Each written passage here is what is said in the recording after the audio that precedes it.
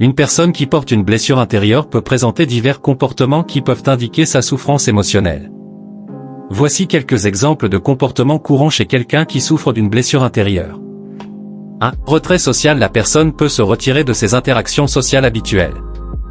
Elle peut éviter les rassemblements sociaux, les sorties avec des amis ou la participation à des événements sociaux. 2. Humeur changeante. Elle peut passer d'un état émotionnel à un autre de manière soudaine et fréquente, montrant des signes de tristesse, de colère, d'irritabilité ou d'apathie. 3. Isolement émotionnel. La personne peut sembler distante ou inaccessible sur le plan émotionnel. Elle peut avoir du mal à exprimer ses sentiments ou à se connecter émotionnellement avec les autres. 4. Évitement des sujets sensibles. Elle peut éviter de parler de sujets ou de situations qui pourraient raviver sa douleur émotionnelle. Elle peut également éviter les conversations profondes ou intimes.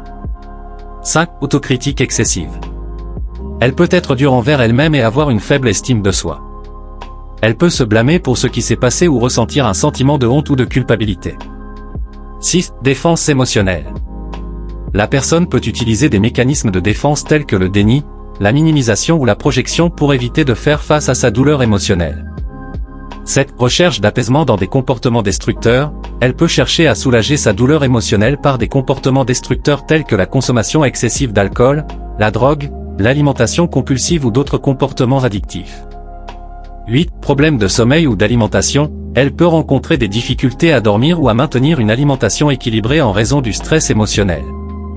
9. Repli sur soi-même. Elle peut avoir du mal à exprimer ses besoins, à demander de l'aide ou à accepter le soutien des autres.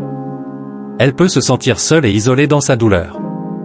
Il est important de se rappeler que chaque individu réagit différemment aux blessures intérieures et que ses comportements ne sont pas exhaustifs. Offrir un soutien empathique, une écoute attentive et un environnement sûr peut être essentiel pour aider quelqu'un à faire face à sa douleur émotionnelle et à commencer à guérir.